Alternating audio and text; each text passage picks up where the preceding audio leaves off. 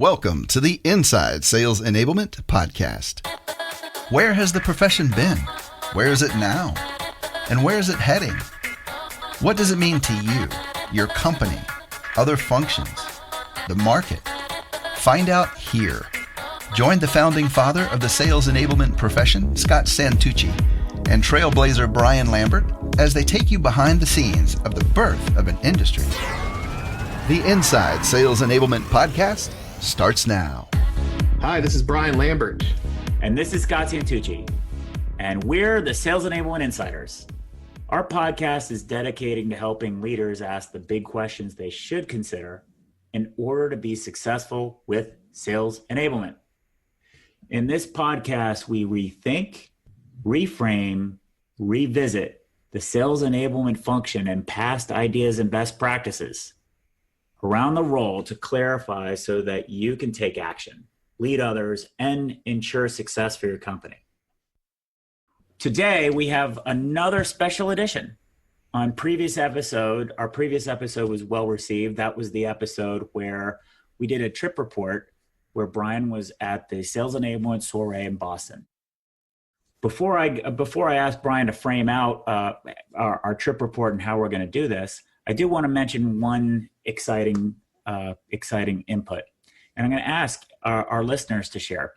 So first and foremost, if you haven't reached out to Brian and I, send us a note and connect to us on LinkedIn.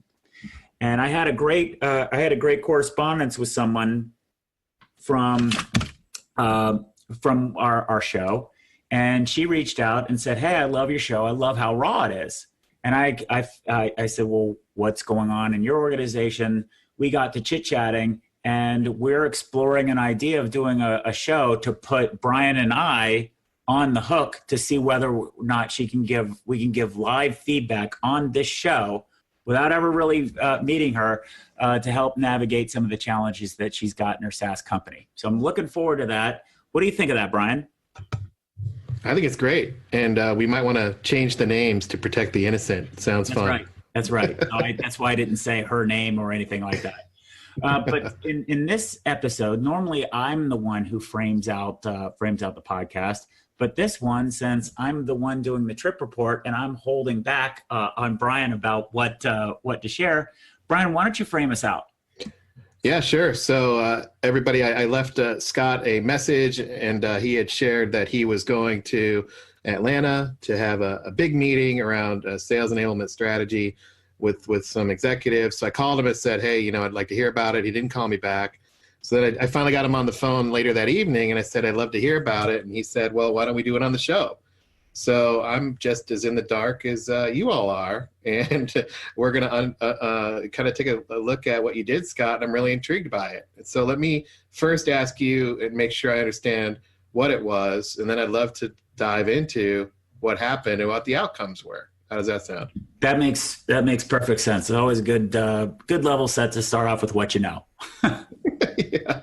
So you had said in preparation for this meeting that it was with the conference board, and you were in your role leading a council of sorts, and you had success throughout a series of meetings with the conference board members. And this one was an interesting one and you were pretty excited about it and got me excited about it because it was doing a deep dive on a specific challenge that one of the members has faced, including working together through a day and a half session, culminating in some sort of, I believe, executive readout to his executives that would be coming in cold to get the readout.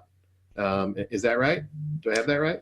You do have it right. And I think I think what's helpful, at least this would be helpful for me, is ask a few, get a few questions answered and level set. So question number one, what is the conference board?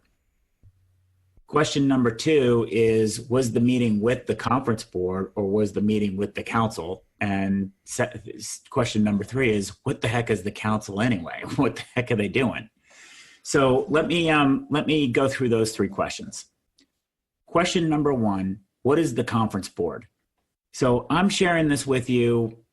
I needed to know this information myself. I was recruited by the conference board. So the conference board to start up a sales enablement council.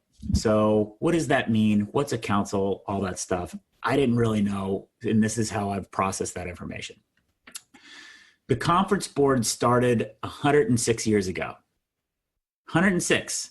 And how it got its start was back in the Industrial Revolution. If you kind of remember your history, their labor and management didn't really get along. And if you're familiar with your European history, it led to lots of revolutions. And the industrialists here didn't think that was good for business. So what they decided to do was get some labor and some leaders from AT&T and GE and, some other, big companies like that. And they worked out labor challenges. And in this meeting, in this council that they formed, they created the 8-hour workday. No kidding. The 8-hour workday is an invention. It started out with the conference board. It's an American invention. You're welcome, France. And the 8-hour workday was the birth product, the very first result of the conference board. So since then, it's gotten companies together, multinational companies together. It focuses exclusively on big companies to solve complex problems. And they form these councils, and these councils are run in a very open way. We follow certain rules that we have, but each program director runs this. We are not paid well. It's a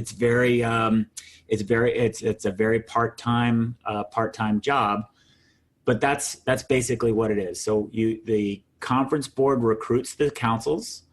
The conference, the member, the program director, in this case myself, sets criteria for what it is that we're looking for, like what kind of type or diversity or things like that. They gather the members together and they start having meetings. And the members are responsible for it. So in a lot of ways, it's like a homeowners association. The builder starts it, but then turns it over to the members. And really my job is to facilitate or set the structure for it. So that's so far what is the conference board and what is a council. Is that clear so far? Yeah, the only thing I would want you to clarify is, you're talking 106 years old, industrial revolution stuff, and it feels a little stodgy to me, but then we're talking sales enablement, right? So tell me a little bit about why they went into it. And then, as you said in one of your questions, to frame it out, who are some of these people that you're meeting with? Yeah, so that's a good question. So the stodgy part is actually really interesting. So as you probably can imagine, I forgot another element of the conference board. The conference board also produces a lot of the consumer index data. So if you were to listen on Wall Street and when earnings calls come out and they talk about consumer confidence and things like that, the conference board does all of that data also. So they have a huge amount of economists, et cetera. And it's a nonprofit organization too. So it's a very unique, interesting thing. So back to the 100 years episode, the reason that I like that story is 100 years ago, we were going from we were transforming from an agricultural based way of thinking about how to run business to an industrial revolution. And we had a lot to work out about management science and, span of control, responsibilities, and all those other things. And what's interesting is here we are at the cusp of the digital economy, and we're running into the same kinds of things. So there are 80 other councils that focus on things ranging from librarian tactics, literally, to CFO councils. In the conference board, literally. In the conference board, right? Okay. So they have all of these different little councils. Gotcha. And what happened was they started getting demand for, hey, what's this sales enablement stuff? We as big companies hear about it a lot. We're really unclear what that looks like. Let's set up a council for it. So what we did is, I was recruited for it. That I'm pretty well known, I guess, in the space. And I said, I'd love to do that. That's right up my alley. And we recruited people for it. So basically I used a maturity model that assume three different phases. Like phase one is, are you in a reactive state? Phase two, are you in a managed state? And phase three, are you in adaptive state? And I had other criteria for it. We can talk about maturity models later. We recruited people in stage two that wanted to get to stage three. So, okay, so you targeted that specifically. And so one, that implies that there are people in a managed state, which I'm glad to hear, or else you wouldn't have a council and you wouldn't have a meeting. So that's a win. Yep. For the profession. But before we go too much further, Scott, some of our loyal listeners and that have known us a long time might say something like, hey, you guys, at Forrester, you had a council too. So are you just retreading the old council and, redoing everything over again? And are you guys going to advance this or what? What would you say to that? Well, I would say that the economics, just everything about this is different. So Forrester, I think the fee to participate in the council was, between $50,000 and $75,000 a year. And with that, myself, you, our team, we produced research also and had these council meetings and had outputs. At the conference board, there are very lightweight deliverables. The fee is much, much, much less, between $10,000 and $15,000, depending upon, how many services the company has. And if people mention your name, do they get a discount? What's the discount code? They have to get invited first.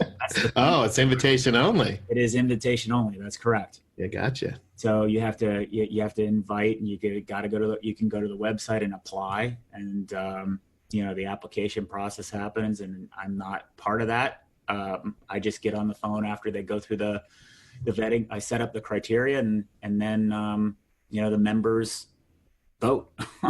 Yeah. Okay. So it's literally member run. You turn it. I like the homeowners association analogy. That's definitely makes sense now. And that's not how Forrester was run. And nope. So two different things. And almost, I would even say, I'm going to infer this. You can correct me if I'm wrong. There's two different problems to solve here. With Forrester, it was research definitional. Here, it sounds like this is for the members, by the members, and working on issues together for the good of, in this case, the profession. Well, that's the interesting thing. Here's where the members are right now. Because of the progress that we've had 3 meetings. You have meetings basically not once a quarter, 3 times a year is basically how it's set up.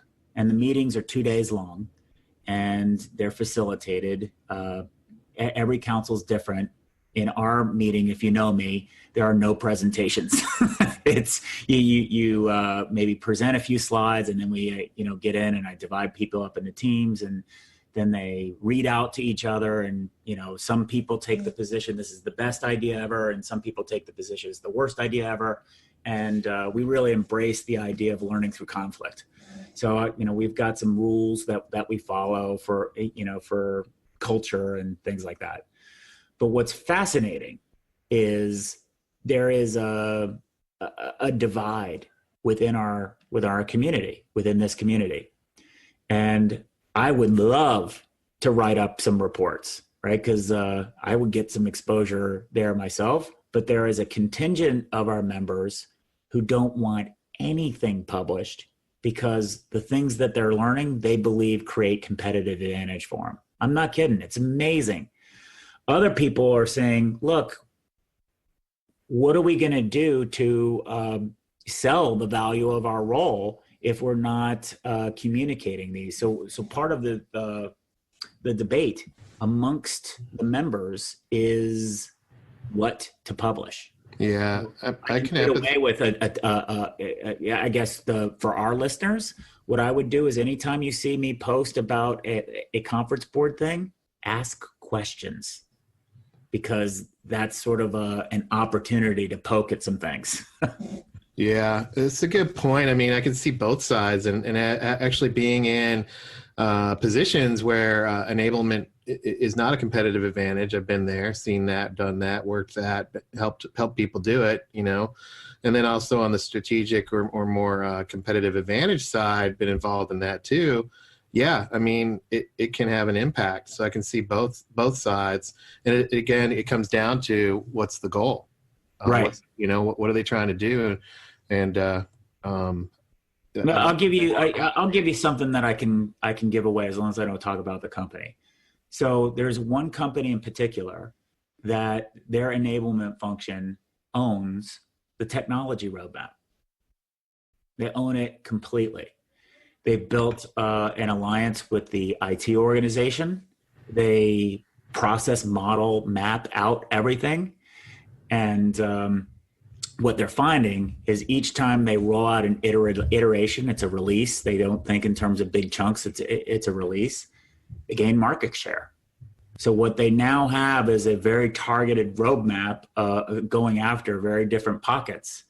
And they encode, they codify the processes that they learn, the adoption programs that they learn, and they keep simplifying things. And each time they do an iteration, they gain market share. This is internal technology, not for sale. It is. They are. It's tough. I just wanted to clarify that. So what you're saying is no. It is definitely technology that they are buying from the marketplace. The issue is how they're integrating it. So but they're integrating it and using it. They're not bringing it to market. So what you're saying is when they implement internally for the sales team and others, they're seeing a quantified impact, a positive impact is what you're saying. I just wanted to clarify that. Yeah. So what I'm saying is thing number one that they do is they define an integrated process and they eliminate friction across organizational silos. They go in and they buy the technology parts, but they integrate those technology parts to work towards that business process that they defined. Gotcha. And then they roll out that integrated thing to that target, whether it be a sales channel or whatever. I mean, I got to be careful how much I share, whether it be a sales channel, whether it be a partner, a partner class or whatever. And every single time that they've done any release, they've gained market share. Well, that's cool. Mm-hmm. If I were to be dropped on the planet from, if I was an alien dropped on the planet and trying to learn the language enablement, that would make sense to me. But the reason why I felt like I had to clarify it was after, 10 to 15 years of working in the space. Yeah. There's just not that many people doing what you just said, but that's to me enablement. And it is to them also. And what's interesting about this community is they find it very difficult to find stories of how people are applying, how people are integrating a variety of different strategies together to solve business problems rather than just doing stuff. So that's really the conversation. And what's also interesting is one of my requirements, I had two requirements. One requirement was I wanted to make sure that there was diversity of industry. So we wouldn't I had quotas for how many different industry members could get in. So, it wouldn't be tech industry heavy or. Why was that important? Well, what was important for me is as I was working, as we know at Forrester, we started out tech industry, but then we dropped the tech industry part, and I started learning a lot from manufacturing, from financial services, from pharmaceuticals. Every industry has their one thing that they do really well. So for example, at manufacturing, working with an office furniture company, these guys are just really comfortable with the concept of value stream mapping, which is let's follow the money, let's work backwards and eliminate it. So the idea of having the conversation of let's match the audience messenger, let's look at value communications as a manufacturing process was super easy. When I've tried to bring that idea into technology companies, the resistance was massive. They don't even let me finish sentences because they think it's too complicated. So it's an example of each industry has their own strengths. And the media industry, by the way, is way more advanced in terms of digital transformation than any other industry. Yeah. It's not even close. Right. Because they've been going through it since 1999. Yeah. So and then software companies are really good at, maybe, making an idea concrete and being able to show you how that works. Yes. And they tend to be better at analytics or metrics. Then the math or the healthcare companies tend to be really good at process, like checklist and process makes sense. A different kind of process. Mm-hmm. The distribution companies tend to be really embracing of technology, whereas other technology for sales enablement, whereas others tend to be more resistant to it. Makes sense. So if you're going to build a superhuman, cobble together a super function with different biases already and hardwired to view the world, it makes sense to have cross industry view. That's right.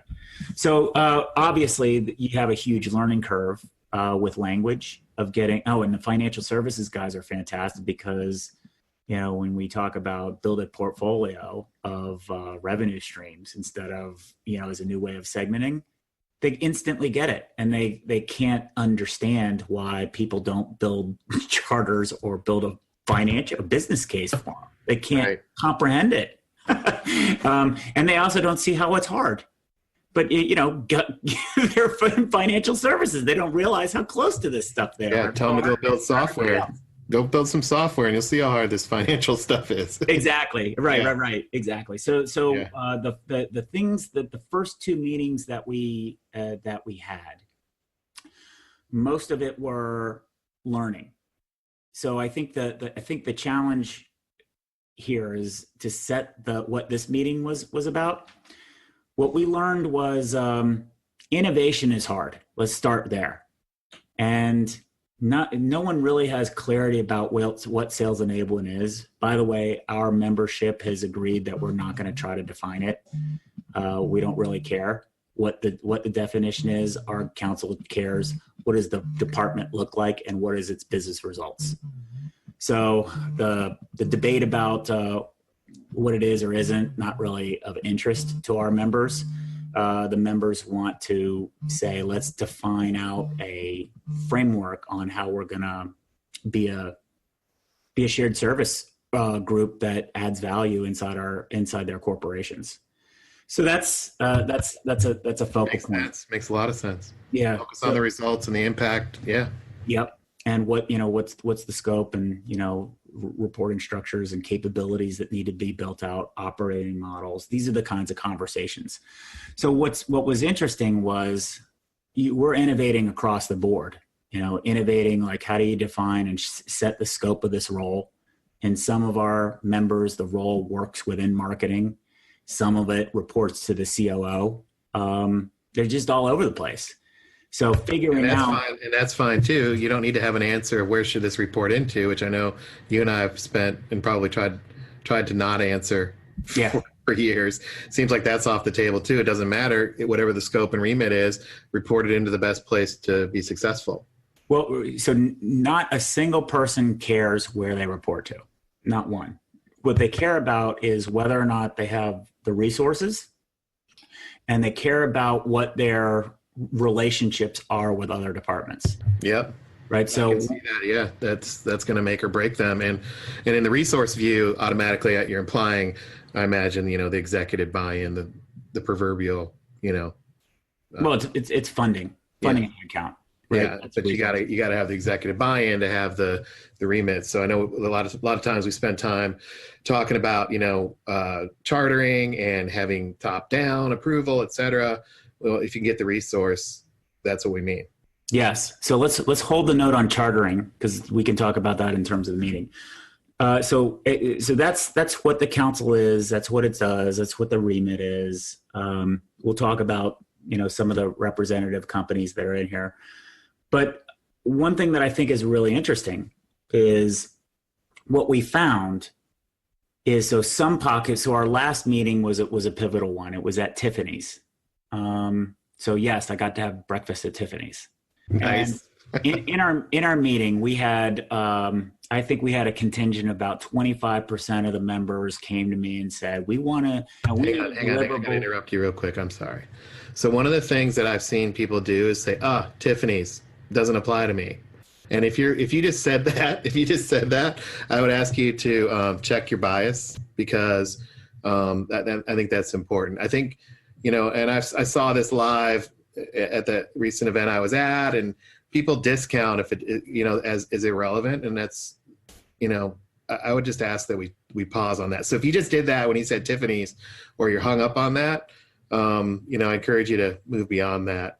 It's not applicable to your business. And let's dive into what the discussion was and what the results were, not where it happened. So just a little sidebar. Sorry about that. Yeah. So if that's your concern, I would remind you that they sell multi-million-dollar pieces of jewelry to the uber wealthy. If you don't think you can learn stuff about selling from that, then I don't know what you're thinking. The environment that they create for buying, the way that they do product introductions, the way that they work, the way that they retail, the way that they brand, how subculture everything is, how well they concentrate on, or how much attention that they put on the attitudes and emotions of people, the experience. Oh my God, it's all about the experience. It's unbelievable how much attention to detail that they put onto it. Yeah. Everybody was completely blown away by their operation. It is top notch. And the things that they're struggling with are different. But going back to this meeting at Tiffany's, so yes, I did have breakfast at Tiffany's. I want to stress that again. Yeah, that's why you wanted to do this debrief live. You just wanted to say that live twice. Exactly. So. Yep. We had about 25% of our members. So each individual member will say some things publicly, but of course say things different to me, right? As the program director. I guess either they don't feel comfortable bringing the issue up, or they're trying to influence everybody else. But enough of them got together and said, we want to have a technology roadmap discussion.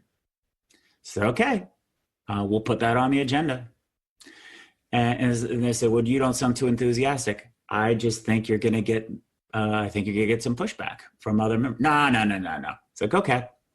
And we put it out there and facilitated it. And about 3/4 of the other members just rejected it flat out. Why the hell are we talking about technology? How come we're not talking about business process? Another group was like, yeah, how come we're not talking about business drivers? It was really difficult. It took all my facilitation skills to navigate that, because I said, okay, well, let's start with process then. And guess what? Three-quarters said, no, you can't start with process, because the technology people said you got to start with tech. The metric people said you got to start with metric. The culture people said you got to okay, well, let's start with culture. 3/4 said no. I said, guys, how are we going to get anywhere? We have pockets of different groups. We've got to agree on something. So what can we agree on? That's going to be our assignment right now, because we cannot move forward if we're not dysfunctional. At an impasse, basically. There's right. No real consensus to work around. We don't have any plurality to move forward. Yeah. So what are we going to do? And what I did is I took a variety of different frameworks that I saw, ranging from, books that people have, or past frameworks that, we've worked on at Forrester, or things that, the technology vendor neutral technology stack, some stuff from, Sears Decisions, Gartner. I put all those things on the wall, and I also put on the business within a business construct. And that one's going to be a whole separate podcast, and but you might want to give a 15-second.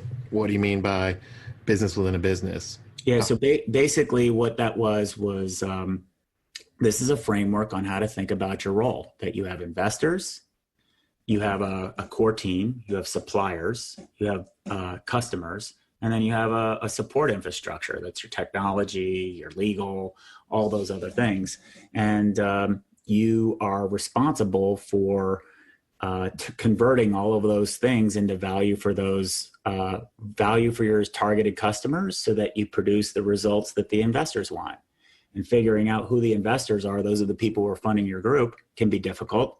Figuring out who your suppliers are can be difficult. Figuring out who your customers are can be really difficult. Like, is it the end sales people, or is it the sales managers? Is it sales leadership? And then what is the metric, the unit of value that you're delivering to them? Not easy questions, right? When you have gigantic companies. So that what was great was the members agreed that unanimously that was going to be the framework moving forward, and all of the companies committed themselves to organizing their departments in that framework. Well, that's great. Yes. And I can tell you from my experience that works. Is it easy? No. And you have a saying, if anybody's seen Scott's LinkedIn, sales is simple and simple is hard. And then I sometimes comment, hard is doable. That framework or that construct of a business within a business totally works, but it's freaking hard. And as any business is, I don't know if entrepreneurs out there that have started their own business, but I would equate it to that. And the risks and the scale here of these companies, which you haven't really told us about, but these, Tiffany's and I know some of the others, these are big companies. So there's a lot at stake. And that I just want to kind of draw that out and say, if they unanimously agreed to that, and I know it works personally, that's great. And yeah, that was a great win. And that meeting was in February. And so the other thing that we realized when we reflected towards the end of the meeting, said, how do we get there? Because that wasn't even on the agenda to talk like that. And what we realized was, I said, part of my facilitation is always about what works. Let's concentrate on what works. Let's not concentrate on what doesn't work. And what we learned was the only times that we came to agreement was when all of the members were engaged in an experience. Because there's just too many different English to English translation chart problems about the same topic. Like, you just take the word sales and everybody's going to have a completely different view of that. Or value. Right. Discuss or experience. Discuss. What is sales enablement even, right? So we can't get anywhere that way. And then the second variable was, since all of this is new, every human being has a go-to way of how they want to process information, right? First. So some people want to see an analogy first, and that helps them think about how to start that journey of understanding. Some people want to see data. Some people want to see a report, like a briefing. Some people want to see a definition. Yeah. Some people want, right. Exactly. Some people want to see metrics. Some people want it, but we can't build all of those things just to get agreement to talking about it. So what we realized is the only way that we move forward is through experiences. And that then said, okay. Well, so on that though, just to clarify, I think I know what you mean. It's a shared experience to produce something or do something together creates the understanding. That's right. Doing it together. That's right. So not an experience of, hey, let's go get coffee. Hey, we had an experience and listen to that live band. That was quite the experience. We're talking about solving a problem together, tackling, debating, wrestling it out, hashing it out, producing some sort of output together. That's right. That's right. And specifically not having all the answers. Yeah. And whatever happens, whatever gets produced, we're cool with. Right. So for example, one of the exercises that we did that was really illuminating is I had everybody go around the room and say, pitch your department to us. And then after everybody did it, I said, because we were in New York City, if I were a reporter, because look at the brands that are around this room. If I were a reporter and when I were to go over to CNBC and get interviewed on 2 minutes and say, this group of people agreed on what sales enablement is, and it was blah. If I gave a summary of what I heard, what you guys all said, how would that come across? And it would have sounded awful. So then we broke people into teams, and I gave them a little bit of the business within a business framework. It just said, okay, what do you do? What services do you offer, and who do you offer them to? That's it. Simple. And they had 10 minutes to do it, and we videoed outputs, and they were way better. And that shared experience of wrestling through it, not having enough time, filling through things, all those activities is what got everybody to shared experience. Yeah, just had to do it, not analyze it, not, what do you mean? And where's our scrum master? And let's have a proper kickoff, things like that. And I say that kind of tongue in cheek, right? But just go, engage and do it. Yeah, makes sense. So what happened then was we realized that these were generic exercises, and we said, what if we had our next meeting where we took the real live issues of one of our members and just did it. So Intercontinental Hotel Group offered to say, this is what we're going to do. So what we did in Atlanta is basically we had two bookends of the meeting. We were presented with Intercontinental Hotel Group's problems, and then we were to present out our findings to a team of 3 executives. So whoever volunteered to do that, I want to buy him a drink. I do too. It's amazing, isn't it? Yes. So hey, come to this meeting and we're going to tackle an issue. So one, you got to admit you have an issue, 12-step program or whatever.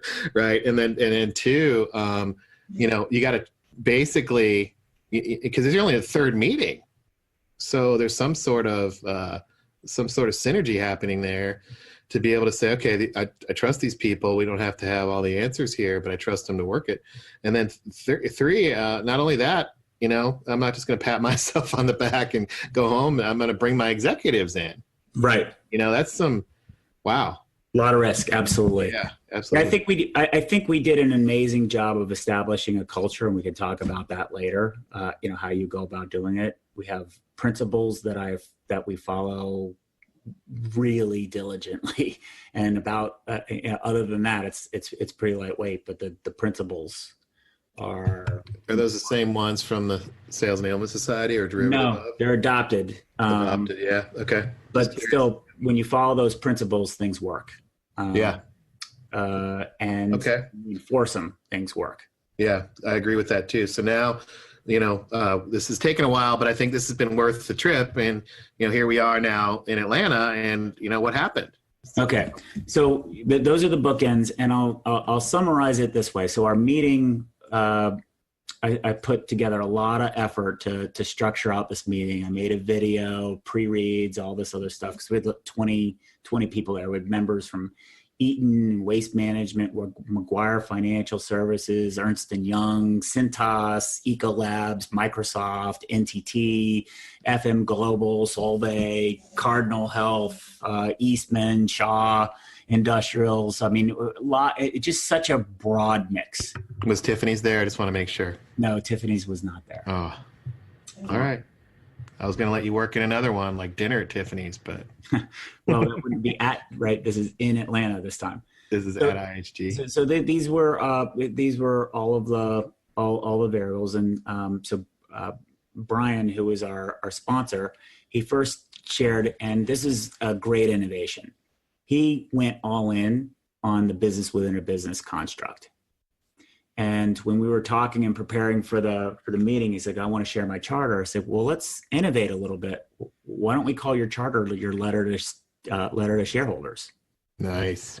So we changed it around. We pulled up some annual reports and things like that. He actually talked to his investor relations folks, to get some ideas on how to present it. He gave this readout, and it was so amazing. Did he have a big pen to sign it with?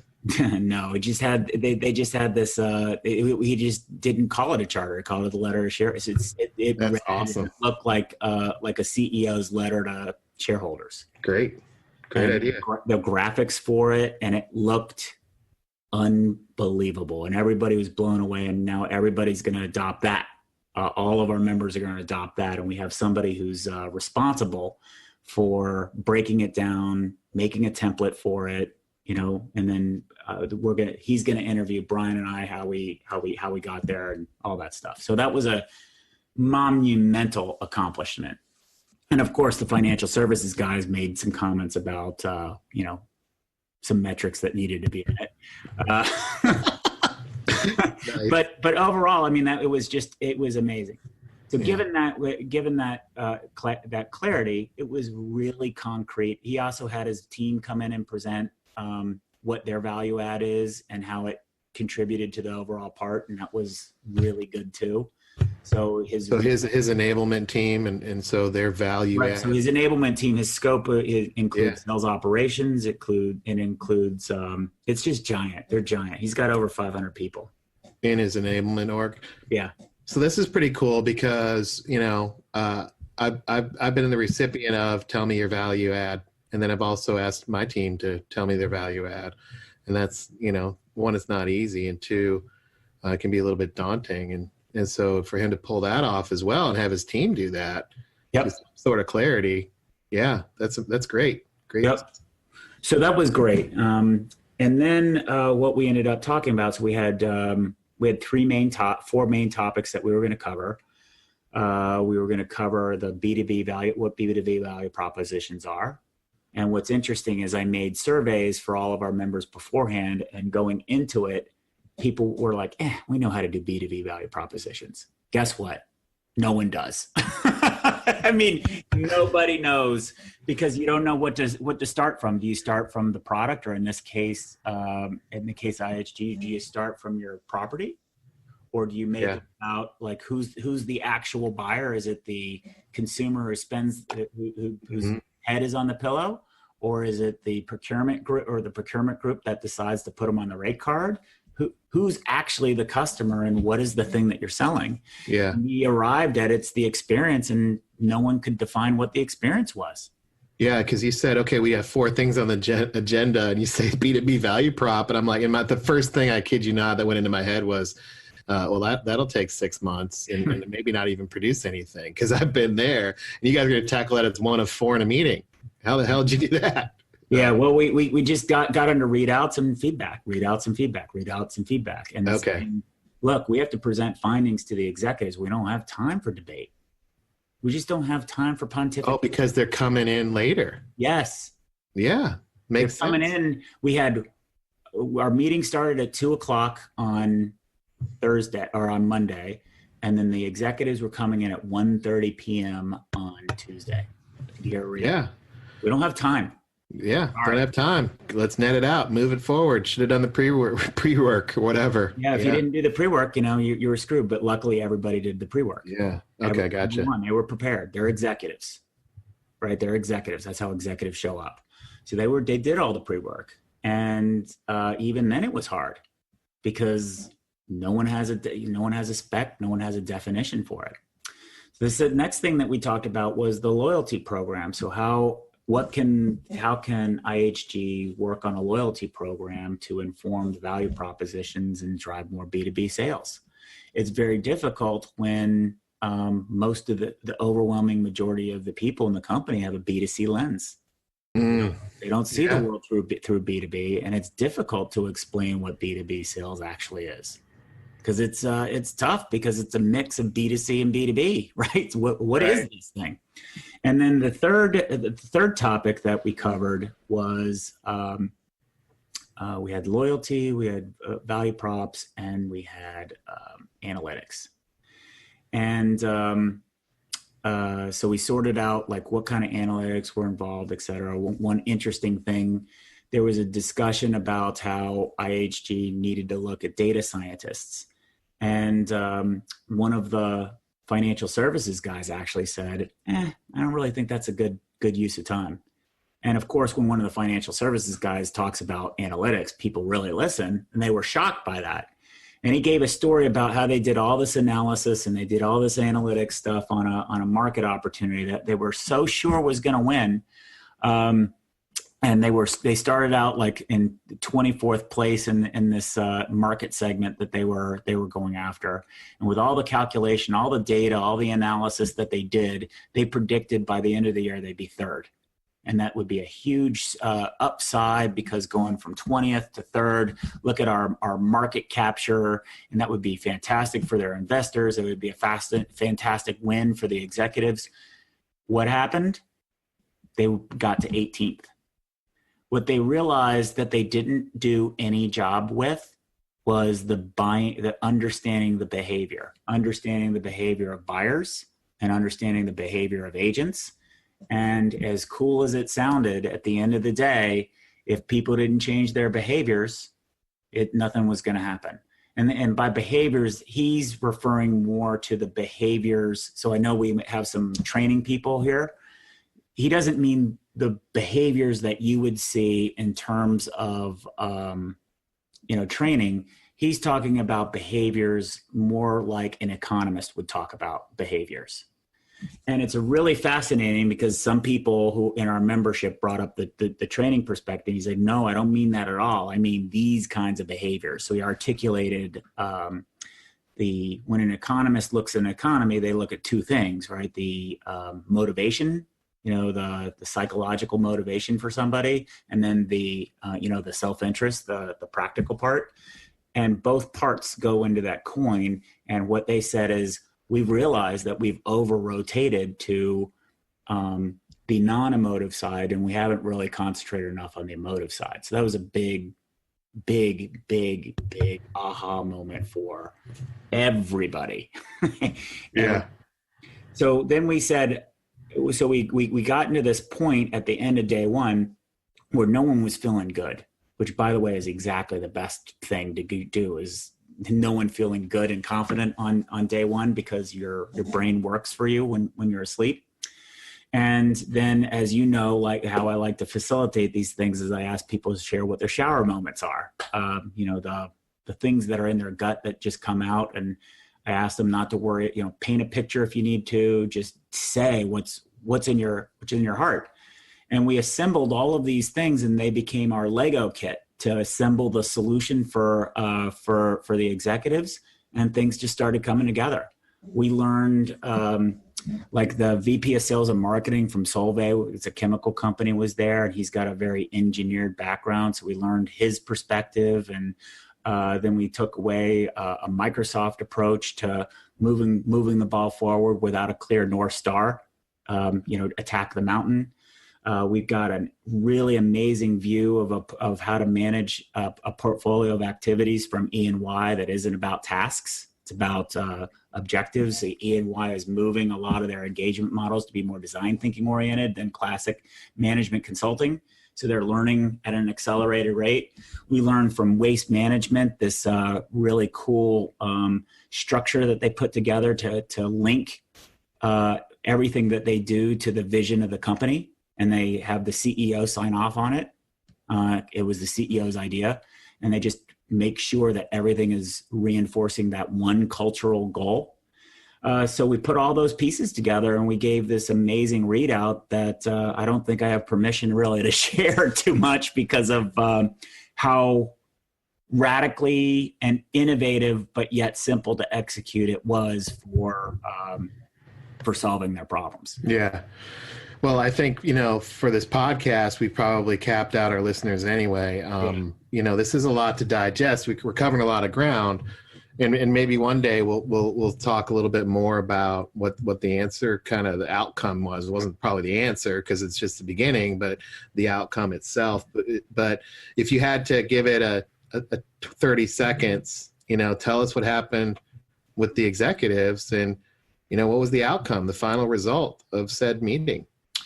Well, I think the first part was, since I did the readout, I asked them, I don't really know how you should take this feedback. I don't know has any of you ever heard of where you could get, I don't know if I mentioned this before, but every single one of these companies are potential buyers or potential customers for IHG, every single one.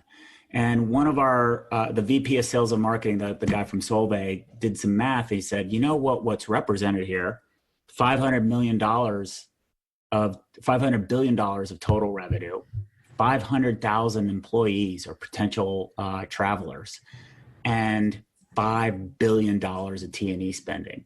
Holy cow. So given the size of opportunity, he said, there's your number right there. Just figure out how to sell to us. And every salesperson listening is going to go and tell their executive to go to the conference board so they can go to the meeting. Yeah. And what was interesting though is it took them a while to digest that, because when you're in a B2C mindset, you think about markets, not how influential just a few people can be, and how it sets up in huge buying networks, which was another word that we talked about. An agreement or a buying network is different than personas and journeys. Like we tried to use personas and journeys, and it just, didn't work. Those assets didn't work and help us solve our problems. As a matter of fact, they made things more obfuscated. And I would venture to say that it's because of the business to business framework, which we need to do a deeper dive on. But there's a relationship there because we've established that the business to business framework works. And when you say things like it doesn't work, it's because it doesn't have a logical home, if you will, in that framework. Is what I'm. Well, this is different. It's the level of precision of what you have to message to is beyond the scope of just a persona. And it's interesting that when you generalize so that marketers or people in corporate can understand, what it does is it makes things fuzzy for the sellers to execute. Yeah. When you try to bring in too much detail for what the sellers need to execute, then it becomes too complicated for the people in corporate. So wrestling through the lens of reality of where the money actually really is versus where it is conceptually, that was a big struggle. I think the difficulty of providing this feedback is I'm saying to the executives, first and foremost, I have no idea how to give a readout like this. I don't want you to expect a Bain or McKinsey type thing because, number one, you're not paying us that amount of money. Number two, I got no skin on the game, right? For that, we're just giving you this kind of readout. And number three, you actually Brian was able to persuade your buyers to get so engrossed in your own business problem that they came up with solutions themselves. And I'd like to share them with you, but I'm going to caution you, they might be really hard to understand because they're from a completely different perspective. And just the way that I set it up, they were like, wow. So they were so floored by the innovation of just what the readout was, they were excited. Then they struggled to try to comprehend what the feedback was because all of their data is very much just about their own little silo. And then you get into questions like, how in the world are we going to do that? Because we're not organized to take advantage of that. And they got a little nervous. They said, look, there's a way to solve this. We just need to get creative. That's all. We don't need to say any one person needs to own it. We arrived at this answer together. If we can do this output, you can do this, right? Was more, and that was comforting for each of the other executives. Like, yeah, you're right. We could do this. So having them being able to pitch the other side of it and how valuable this sort of facilitated work backwards from what's possible kind of scenario, how empowering it really is. So the excitement level of the innovation was there in terms of a deliverable way to deliver insight. The findings were exciting and scary at the same time. Exciting because, wow, we have a huge opportunity to really move the needle. And then the next part was that created a lot of opportunity for Brian's team to offer a whole new class of service to the company. So it's going to help. Hopefully, it's going to help him elevate his function even further.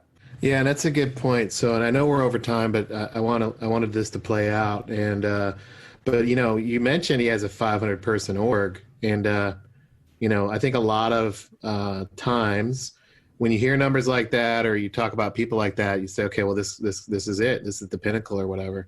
And, I think there's a bit of a bias, and I was talking to one of my colleagues about this is, well, in the L&D space, for example, it's all about, how many people report to you. And, the goal is to have more people reporting to you. And over time, the more people that report to you, and eventually you reach to the top where you've reached your scope of everybody reporting to you, and now you're done and you've had a great career. and that's not what we're talking about here at all, right? We're talking about business impact and innovation and customer experience and transformation and meeting, I'm inferring, the customer evolution. It's things like that, right? And I think the metaphor to think about, the metaphor would think about it would be, within IHG, there was a fragmented market of many independent groups providing sales enablement services. And what Brian did is he's in an acquisition process of acquiring those functions so that they can stitch together and deliver more value to the company. I think that would be a better way to think of it. And when you start acquiring, you can offer more and more services. You have, one throat to choke, so to speak. As long as you're designing it to where you're delivering value where it is, it becomes a strong, valuable thing, and no one looks at it territorially. I mean, no one, because he's inclusive, and the like. Is just, it doesn't make sense to have 7 different training departments, for example. Doesn't make sense. So consolidate it into one. Get rid of the redundancies, which is wasted money anyway. Repurpose those resources into areas of weakness. Why do you have 4 different analytic groups? It's not smart. Combine them. So the constant focus on this, look, we need to acquire these different parts because we can't get economies of scale if we have a variety of different little piece parts or fiefdoms everywhere. Yeah. Build U.S. Steel. Yeah, I like that because it's top down and it's outside in. And my story I gave purposefully was, bottom up, and how these perspectives, I think, kind of dominate the sales enablement discussion. But the conversation that you guys are having in a conference room, top down, outside in, is the business conversation that was unlocked through a business within a business construct, to the point where executives want to innovate. Yes. And I think everybody in the role wants to be there. And I would say, challenge our listeners. What are you guys talking about? And I went on a little bit of a soapbox earlier in this podcast, but I'll go on another one at the risk is, hey, it's, 10 o'clock at night and I can. And then we'll wrap up. But sales is simple is hard, and hard is doable. And, what Scott's outlining here, it takes brain power. I know one of the reasons why you didn't want to debrief right after, Scott, is because your brain was mush and you burned up all your brain cells doing something like this. This stuff's not easy. And so the idea of it's intellectual, you have to think about it, you have to be detailed.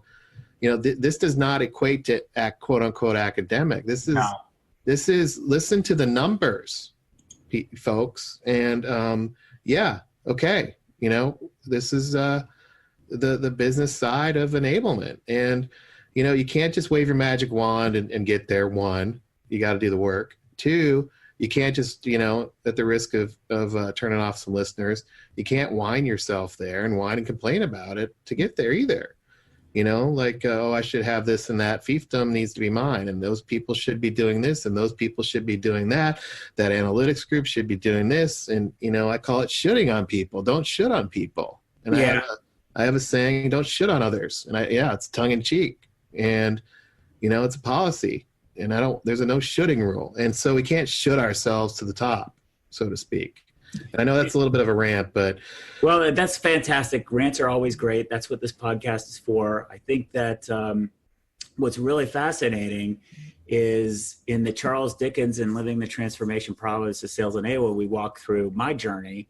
And if you take away the colorful stories and all that other stuff and concentrate on what the process was, it's pretty much the identical process that Brian's following, or the identical process that some of all the other leaders are following. Do the work first to figure out what and baseline your performance. Identify what the opportunities are. Do the work, though, to build the spec of what the problem is and shop it. And take the time to shop it. I mean, it sounds like you're not making progress and not doing things, but that 3 months of time is the most invaluable time you can spend. Yeah. What you do is you frame the problem. You frame the issue, you show the interrelationships of things, you help people realize it's complicated. And because it's complicated, they give you the resource. Yeah. Because and then, what are you going to build? Complicate it out. Yeah. And what it is complicated, it is complex. And what are you going to build? What's your, to some people, what's your legacy going to be? What's your impact? What do you want to do? Do you want to make the donuts and leave? Or do you want to, transform? And, can't just say you want to do it. You have to do the work. So if you're going to transform. So I think that's a great way to end it, Scott. And we've got other topics we're adding to the list. And you mentioned that person who might want to come on the show. My gut's telling me that some of these things that she might want to talk about on the podcast are related to this. And driving out, being a leader, elevating, all the things that we've been talking about through this podcast. And I think this is a great example here of what's possible. I think when you look at what can we aspire to some people, this could be really exciting. To other people, it could be like, I'm not doing that. But at least you now know that this is possible, it's doable, and these conversations are happening. And that's why we're inside Sales Enablement. So I appreciate that, Scott. And learned a lot, and I'm glad we held off on the debrief until now. And for all you listeners, if I pissed you off on the rant, sorry about that. You're allowed to. This is your podcast, buddy. So, all right, we'll see you guys on the next one. And as always, send us a note, send us a LinkedIn, hit us up on InsideSE.com. Make sure you also grab the download there. That'll add you to a list, and we'll send you a note when we update. And appreciate all the time. We'll see you on the next one, everybody. Thanks for joining us. To become an insider and amplify your journey, make sure you've subscribed to our show. If you have an idea for what Scott and Brian can cover in a future podcast, or have a story to share, please email them at engage@insidese.com. You can also connect with them online by going to insidese.com, following them on Twitter, or sending them a LinkedIn request.